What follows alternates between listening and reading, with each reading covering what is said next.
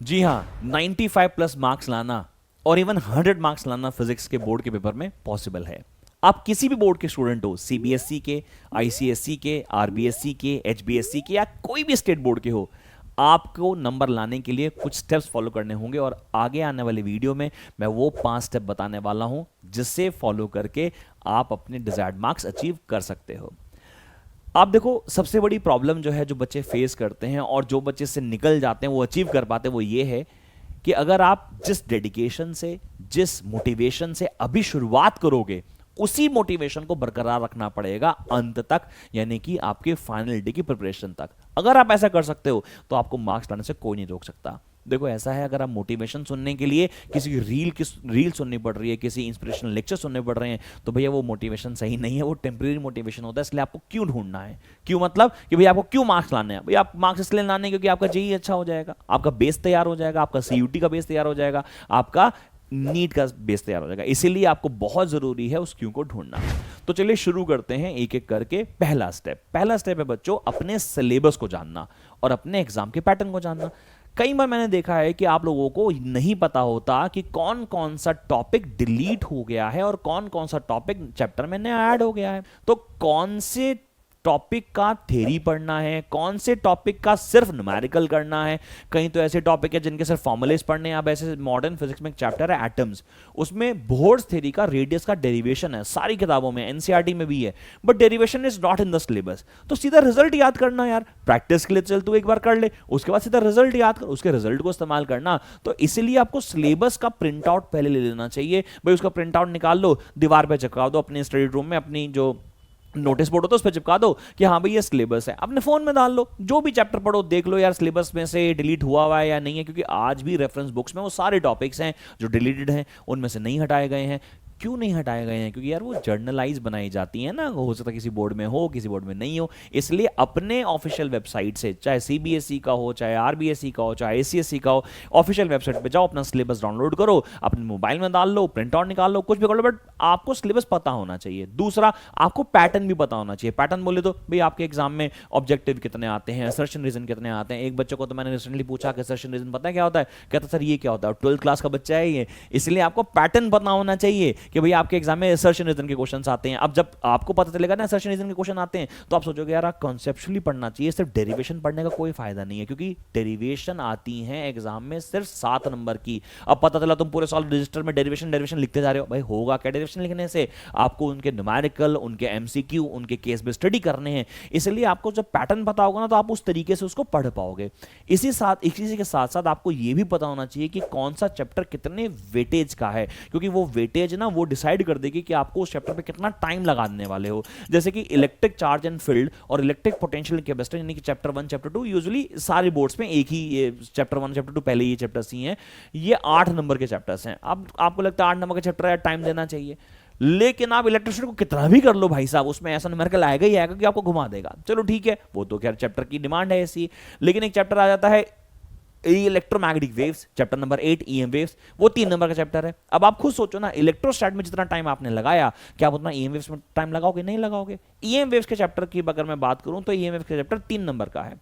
उस 3 नंबर के चैप्टर में जो PYQs अगर आप देखो, अगर आपने सैंपल पर उठाकर देखोगे तो आपको लगेगा यार 1 नंबर का क्वेश्चन आया हुआ है, फिर 1 नंबर क्वेश्चन आया हुआ है, फिर कोई 1 नंबर क्वेश्चन आया हुआ है, नहीं 1 नंबर के 3 क्वेश्चन आए हुए हैं। कई बार 2 नंबर का 1 क्वेश्चन आ जाता है, 1 नंबर का 1 क्वेश्चन आ जाता है। तो यार फालतू है ना बहुत ज्यादा टाइम लगाना। तो आपको पता है यार उसके पूरे के पूरे चैप्टर में प्रिपरेशन करने में 8 से 10 घंटे लगाने हैं। जैसे मेरे यूट्यूब पे मेरी प्लेलिस्ट में 2 लेक्चर्स पड़े हुए हैं इलेक्ट्रोमैग्नेटिक वेव्स के। उन 2 लेक्चर के बाहर पिछले 5 साल में मैंने देखा कहीं से कोई क्वेश्चन बना ही नहीं है यार। उसके अलावा मैंने उसके अंदर डीपीपी ऐड कर दी, अपनी डेली प्रैक्टिस प्रॉब्लम शीट, उसको और कर जाओ, आपके 3 नंबर हो गए कंप्लीट।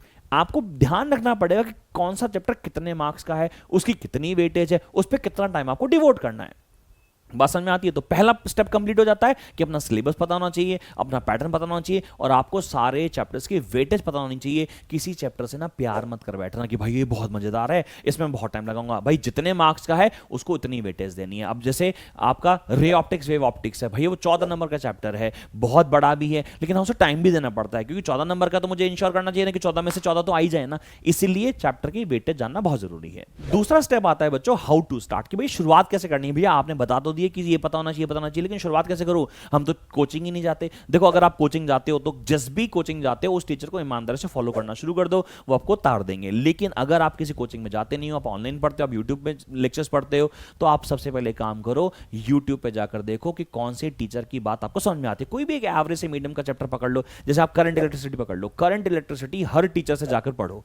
भाई जो भी ऑनलाइन टीचर है उनसे जाकर पढ़ लो कि भैया 3 लेक्चर उनके पढ़ लिए, 3 लेक्चर उनके पढ़ लिए, आपको पता चल जाएगा कि किस टीचर की बात आपको समझ में आ रही है। कोई टीचर है, कोई जेंट्स है, कोई मैडम है, किसी से भी उसका कोई फर्क नहीं पड़ता।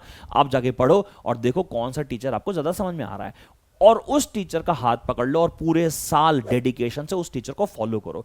ऐसा नहीं होना चाहिए कि 2 लेक्चर इससे पढ़ लिए, 2 लेक्चर इससे पढ़ लिए, 2 लेक्चर उससे ना हलवा बन जाएगा, आखिरी में कुछ नहीं आएगा, ना तो रिवीजन हो पाएगी, ना तो कोई कॉन्सेप्ट पूरे हो पाएंगे, कोई ना कोई चैप्टर जरूर मिस हो जाएगा। कोई अगर चैप्टर पूरा हो तो उस पर कोई कंटेंट मिस हो जाएगा, कोई डेरिवेशन मिस हो जाएगी, कोई न्यूमेरिकल मिस हो जाएंगे। इसलिए एक टीचर को डेडिकेटेडली पकड़ लो और उसको फॉलो करो। अगर आप मेरा रिकॉर्ड लेक्चर देखना चाहते हो तो वीडियो के डिस्क्रिप्शन में मेरे कॉन्टैक्ट डिटेल्स हैं, आप मेरी टीम से कोऑर्डिनेट कर सकते हो और मेरा रिकॉर्ड लेक्चर भी देख सकते हैं।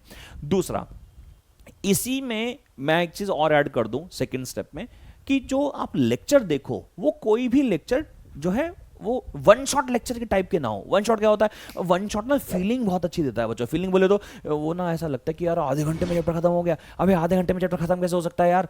1 घंटे में चैप्टर खत्म कैसे हो सकता है? अरे मैं इलेक्ट्रोस्टैट जो है ना, पोटेंशियल कैपेसिटेंस और चार्ज एंड फील्ड, भाई ये मैं 28 घंटों में खत्म करता हूं। अब कोई टीचर उसको अगर 5 घंटे में खत्म कर रहा तो कैसे कर रहा भाई? कंटेंट तो पूरा करवा। इसलिए डिटेल्ड वीडियो लेक्चर देखना जरूरी है रादर देन ये वन शॉट। तो वन शॉट के चक्करों में प्लीज नहीं पढ़ना, आपको पूरे लेक्चर देखने हैं। अच्छा, इन कॉन्ट्ररी ऐसा भी हो सकता है कि कोई टीचरों के लेक्चर शॉर्ट हो लेकिन डिटेल्ड हो, तो भैया वो भी तो हो सकता है कि हाँ ऐसा टीचर है जिसने छोटे छोटे लेक्चर बना रखे लेकिन डिटेल्ड है, तो वो आपकी मेहनत है बच्चों, वो आपको खुद देखना पड़ेगा आपको कहां ज्यादा समझ में आ रहा है। एक बार टीचर आइडेंटिफाई कर लिया, उसके बाद आपको उसको पूरे टाइम के लिए फॉलो करना है। तीसरी चीज जो बहुत इंपॉर्टेंट है बच्चों, लेक्चर देखते हुए अपने नोट्स बनाना। भैया कई बार क्या होता है, ऑनलाइन पढ़ते हुए हमें ना लगता है टीचर बहुत बढ़िया पढ़ा रहा है, सुन लो इसके बाद, और हम हाथ पे हाथ रख के ऐसे बैठ जाते हैं और सुनते हैं मजा आ रहा है, बहुत अच्छा लग रहा है, बहुत कॉन्सेप्ट समझ में आ रहा है। भाई उसके नोट्स बनाना बहुत जरूरी है, बिकॉज जो नोट्स आप बनाओगे ना आज, वही आपके रिवीजन में काम आने वाले हैं। आपको और कुछ याद नहीं रहेगा, आपको की कहानियां याद रहेंगी, आपको उनके कॉन्सेप्ट याद रहेंगे, उन्होंने जो थ्योरी पढ़ाई वो याद रहेगी, लेकिन आप रिवाइज नहीं कर पाओगे। इसलिए आपको अपनी पढ़ाई के साथ साथ अपने नोट्स बनाना जरूरी है। थर्ड पॉइंट बहुत इंपॉर्टेंट है बच्चों, प्रिपेयर योर नोट्स। अपने नोट्स साथ साथ बनाने ही बनाने हैं। आप अपने नोट्स बनाते हुए सारी थ्योरीज, सारे numerical, NCERT back exercise, NCERT example, और हाँ इस लेवल पे आप कुछ एमसीक्यू, असर्शन रीजन, पीवाईक्यू कर सकते हो। जैसे ही आपने चैप्टर खत्म किया उसको रिकॉल करो, आप शीट ले के बैठ जाओ और लिखना शुरू कर दो कि भाई हाँ ये मैंने पढ़ा है। डेरिवेशन, न्यूमेरिकल, थ्योरी, फॉर्मूला जो भी आता है शीट पे लिखते जाओ, फॉर्मूला शीट अपनी बनाओ, और उसके बाद एक छोटा सा टेस्ट दो, इवैल्यूएशन, सेल्फ इवैल्यूएशन, कि भैया ये वाले क्वेश्चन है मुझे करने हैं। और अगर आपको लगता है कि सर मेरे पास टेस्ट है ही नहीं, तो आप मेरी टेस्ट सीरीज परचेज कर सकते हैं, बड़ी नॉमिनल से प्राइसेस की है, और आप उसको कोऑर्डिनेट कर सकते हैं हमारे काउंसलर के साथ। तो आपको क्वेश्चन पेपर मिलेगा, आप उसके सोल्यूशन हमको पीडीएफ भेजेंगे, हमारे यहाँ से हमारी टीम आपको चेक करके उसको सोल्यूशन के साथ भेजेगी। इसलिए कह रहा हूँ आपको सेल्फ स्टडी में, क्योंकि ये सेल्फ स्टडी है सारी, आपको सेल्फ स्टडी में अपने नोट प्रिपरेशन के साथ साथ आपका वो class test, chapter wise class test, वो भी इनकलकेट करना बहुत जरूरी है। उस लेवल पे भाई आपने पढ़ लिया, आपने कितना पढ़ लिया भाई, आपने मेरे टेस्ट को परफॉर्म अच्छा कर लिया, इसका मतलब आप जनरल टेस्ट को परफॉर्म अच्छा कर पा रहे हो, सही है। आपने पीवाई क्यों नहीं करे, आपने बहुत सारे सेशन रीजन नहीं किया, आपने बहुत सारे एमसीक्यू नहीं करे, ठीक है यार बाद में कर लेंगे जब रिवीजन की बात होगी। लेकिन हाँ, नोट्स बनाना, फॉर्मूला शीट्स बनाना, टेस्ट देना, और सबसे बड़ी बात उन टेस्ट को इवैल्यूएट करना। भैया आपने टेस्ट दिया, आपने मेरा टेस्ट दिया, फॉर एग्जांपल मैंने 40 नंबर का 50 नंबर का एक टेस्ट बना रखा था चार्ज एंड फील्ड का, आपने वो टेस्ट देके आपने नंबर पा लिए, उसमें से 20 नंबर पा लिए, या आपने 30 नंबर पा लिए। आपको 30 नंबर की खुशी नहीं होनी चाहिए, आपको होना चाहिए 20 नंबर कहां कट गए, कहां वो 20 नंबर कटने हैं आपको। अगर आपने वो इवैल्यूएट कर लिया तो आपका रिवीजन सध जाएगा बेटो, आपका रिवीजन जो है आपको पता लगेगा कि आपको कहां पे काम करना है। इसलिए अपने क्लास जो नोट्स हैं उन्हें बनाने के बाद टेस्ट देना एक प्राइमरी एस्पेक्ट होना चाहिए आप लोगों को। चौथा स्टेप बच्चों, आपके पास डेडलाइंस होने चाहिए। डेडलाइन बोले तो आपको पता होना चाहिए कि आपको कब तक सिलेबस खत्म करना है। देखो ऐसा है, अभी अगस्त मान लीजिए शुरू हो गया, आपको पता है अगस्त है, सितंबर है, अक्टूबर है, नवंबर है लास्ट, दैट्स इट, 4 महीने हैं। इन 4 महीने में से शुरुआत के 2.5 महीने आप पार्ट 1 पे लगा सकते हो, मैं अभी भी कह रहा हूं। लेकिन अगले 1.5 महीने में आपको पूरी पार्ट 1 पार्ट 2 क्या है सर, सीबीएसई हो, आईसीएसई हो, आरबीएसई हो, सबको पता है एनसीईआरटी 2 पार्ट में आती है, पार्ट 1 और पार्ट 2 में। Part 1 takes lot of time, सबसे ज्यादा टाइम लेता है, electrostats, current, magnetic, EMI, AC, EM wave, सबसे ज्यादा टाइम लेते हैं। लेकिन सेकेंड बुक यानी कि part 2, ray optics, wave optics, modern physics, semiconductor, it takes only 1.5 month to complete. यानी आपको नवंबर के बाहर तो टापना ही नहीं, लेकिन डेडलाइंस के बिना पढ़ाई नहीं हो सकती। पता चले आप बैठे हो भाई साहब इलेक्ट्रोस्टैट करने और आपको लग रहा है कि आपने 15 दिन इलेक्ट्रोस्टैट खत्म कर दिया। भाई पागल है क्या, 15 दिन में इलेक्ट्रोस्टैट खत्म करेगा तो फिर बाकी चैप्टर कैसे खत्म करेगा? इसलिए डेडलाइंस बनाना, फ्रेमवर्क बनाना बहुत जरूरी है। And the last strategy is a revision strategy. तो लास्ट स्टेप जो है आपका वो है रिवीजन। रिवीजन कैसे करना है? रिवीजन करने के लिए बच्चों बड़ा सिंपल सा मेथड है। आप अपने नोट्स बना रखे हैं तो नोट्स जो बना रखे हैं उन्हें रिवाइज करो, फॉर्मूला शीट्स निकालो, है अपने एनसीईआरटी के एग्जांपल्स, एनसीईआरटी के बैक एक्सरसाइज सारे देखो कि आपने यार पढ़ रखे हैं, आपको कोई डाउट तो नहीं है, उसमें कोई प्रॉब्लम तो नहीं है, हाँ कोई क्वेश्चन तुम्हारा रह तो नहीं गया था, कोई कॉन्सेप्ट आपका थोड़ा वीक तो नहीं रह गया था। और उसके बाद लगाना शुरू करो अपने सारे पीवाईक्यूज, जो असर्शन रीजन, जो केस बेस्ड स्टडी, जो आपने पीछे छोड़ दिए थे पढ़ते हुए चैप्टर, अब उसे कंप्लीट करो। और सबसे ज्यादा जरूरी इस टाइम पे क्यूमुलेटिव टेस्ट देना बहुत जरूरी है बेटा। क्यूमुलेटिव टेस्ट कौन से होते हैं भैया? शुरुआत के 3 चैप्टर जोड़ दिए, chapter number 1, chapter number 2, chapter number 3 ये जोड़ दिए, इनका एक टेस्ट बना दिया। फिर chapter number 4, chapter number 5, chapter number 6, chapter number 7 ये जोड़ दिए, एक टेस्ट ये बना दिया। तो ऐसे ऐसे क्यूमुलेटिव टेस्ट जरूर दो और आपको पता चलता रहेगा कि आपने कितनी पढ़ाई करी है, आपने उसमें कितना कॉन्सेप्ट पढ़ा है। और सबसे ज्यादा जरूरी, मैं हमेशा बोलता हूं, टेस्ट देने से सबसे ज्यादा जरूरी होता है टेस्ट के सॉल्यूशंस लेके उनको एनालाइज करना कि भाई मैंने गलती क्या क्या करी है, कि मेरे को तो लग रहा था मैंने 100% प्रिपेयर कर लिया टेस्ट, लेकिन अब प्रिपेयर नहीं हुआ है, उसमें कुछ कमी रह गई है। तो उन कमियों को पकड़ो, वो कहां कहां कमियां हैं, उनमें क्या क्या आपने कमी करी है, आपको और किस किस चीज पे काम करना है। जैसे आपने फॉर एग्जांपल करंट इलेक्ट्रिसिटी पढ़ा, 7 नंबर चैप्टर है, लेकिन आपके 7 में से मान लीजिए 4 नंबर आ रहे हैं और आपको दिखाई दे रहा है यार 3 नंबर जो है वो किरचॉफ में कट ही रहे हैं, तो मतलब जब रिवीजन करोगे तो आप किरचॉफ पे तो ध्यान दोगे ना। इसीलिए टेस्ट का इवैल्यूएशन बहुत जरूरी है और इस पॉइंट को आप शुरुआत से मार्क करके शुरू कर सकते हो। जब आपने अपने क्लास नोट्स बनाए थे, जब आपने मेरा क्लासेस दिया था, तो आपने मार्क कर लिया था ना कि भाई हाँ यार ये वाला जो टॉपिक है ये वीक रह गया, तो आपने उसको मार्क कर लिया पहले अपनी डायरी में, या आपने लिख लिया कि यार मेरा जो करंट में किरचॉफ वीक है। क्योंकि देखो इसको एक्सेप्ट करना पड़ेगा कि सर हमने ना ये वाला पोर्शन जो हमारा वीक रह गया था, ये जो स्ट्रांग है, तो जो स्ट्रांग है उसको थोड़ा रिवाइज करूंगा, जो वीक रह गया उसको मैं रिवाइज करूंगा, ये ना। इसलिए आप लोगों को रिवीजन में टेस्ट देने हैं और टेस्ट से ज्यादा उनको इवैल्यूएट करना है। और सबसे लास्ट जो है मैं बोलना चाहूंगा, इस चीज को सीरियसली समझना, एटलीस्ट 25 मॉक टेस्ट जरूर देना। 25 मॉक टेस्ट सर ये कहां मिलेंगे?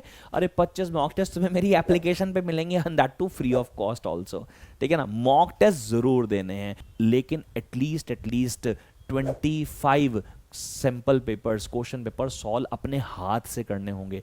जब तक आप 25 मॉक टेस्ट नहीं लिखोगे ना, आप 95 प्लस से ऊपर जा ही नहीं सकते बेटा। देखो ऐसा है, कुछ ना कुछ तो तुम कर ही लोगे, सबको पता है, लेकिन अगर तुम्हें बेहतर करना है तो इन स्ट्रेटेजीज को फॉलो करना होगा। और wish you all the best यहां से। और अगर आपको मेरी कोई भी जरूरत होगी तो आप कमेंट सेक्शन में जरूर बताइएगा, मैं आपकी हेल्प जरूर करूंगा। All the best.